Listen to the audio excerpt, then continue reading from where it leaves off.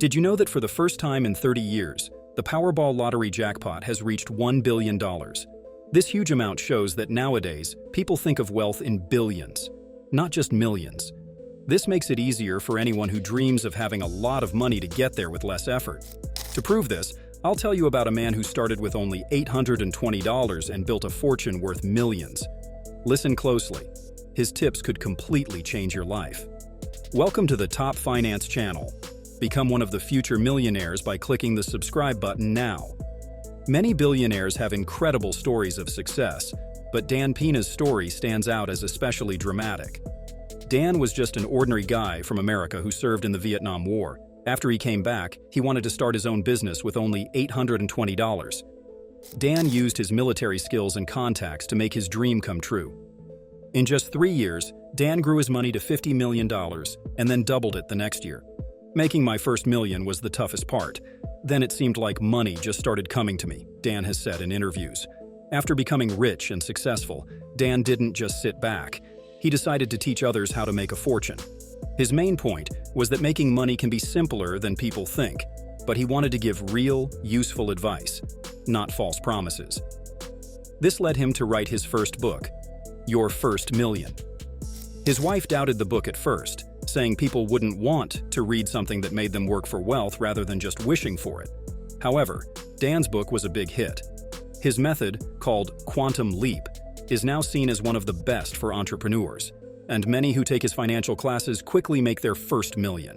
What principles does Dan follow, and what's his secret that helps people become millionaires? Keep watching to find out. Man is a separate corporation. Dan Pena believes that when people think about making money, they often don't see their own value in money terms. He points out that you might feel annoyed when someone suggests you need to earn more, because it sounds like you'll have to work harder or find more ways to make money. But what you should really think about is how valuable your skills and work are. Aim to improve in these areas. Look at how many athletes or entertainers become millionaires because they use their skills fully. If you're really good at something, you could probably make a lot of money from it. You should try to become a leader in whatever you are best at. When you're the best, more opportunities will find you. To become an expert, you need to keep getting better. Successful people spend time, energy, and money on making themselves better, and this can be the best investment you ever make. Start by figuring out which skill you want to get better at. List the top 10 people who are the best in this field, and use that list to set your own goals and measure how well you're doing. For instance, if you want to be a writer, you could look at the New York Times bestseller list and pick out the top 10 authors you like the most. Find out what these authors did to be successful and read some of their books. Spend time and effort to improve your writing by learning from these successful authors.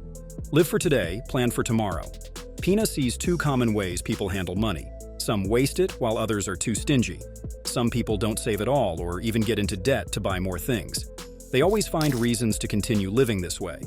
Others try to save so much that they and their families can't enjoy anything. Pena points out that life continues no matter your financial state. People often misunderstand saving money, which is a very old problem. For example, when advised to save 10% of their income, many say their salary is too low to save. But the real problem is that they do not track how much money they have or plan their savings.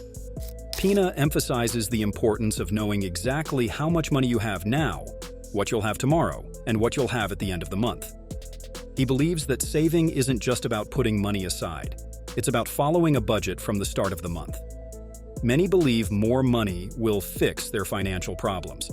However, Pena argues that poor money management will lead to problems no matter how much you earn. Focus on managing your money well now. If you do, you'll handle more money better in the future. If you don't manage your money well, simply having more won't fix your problems. Everyone has their own way. We all have different ways to manage money. Some like using credit cards for rewards, while others prefer cash to stay in control. For paying off debt, some use the snowball method, paying off small debts first, and others use the avalanche method, paying off high-interest debts first. Dan Pena says there's no single right way to handle finances. The best approach depends on your strengths and weaknesses. If credit cards make you spend too much, use cash instead. If you're good at tracking rewards, credit cards might be better. Adjust your money strategy as you learn what works for you. This helps you manage money better and reach financial success. Investing in people and small businesses. Dan Pena believes that putting money into startups and small businesses is a smart choice. He sees these as straightforward financial areas where it's relatively safe to invest. These kinds of investments usually don't require a lot of money, but they can sometimes lead to surprisingly good results. Pena also points out that even if these investments don't make a lot of money, they often provide a great chance to meet useful and influential people. When you think about investing money, you might first think of buying stocks or building an investment portfolio. But it's worth asking yourself whether you're really an expert in finance or economics. Most likely, you're just someone with some extra money who wants to invest. Dan suggests that instead of diving into the complex and competitive stock market, you should consider what's available in your local area or community. Look at the smaller businesses around you that might need investment. These are easier to understand and you can see where your money is going. Investing in your local community not only helps the businesses there, but also allows you to be more involved and see the real impact of your investments. By focusing on people and small-scale investments, you can make choices that are better suited to what you know and can manage. This approach reduces risks and helps you build connections that can be valuable for your personal and business growth. Finding your own way with money. Everyone handles money differently. Some people like using credit cards to earn rewards, while others prefer using cash to keep better track of their spending. For paying off debts, some choose the snowball method, tackling smaller debts first, while others prefer the avalanche method, focusing on debts with the highest interest rates. Dan Pena says that managing money is all about personal preference. There's no single right way that works for everyone.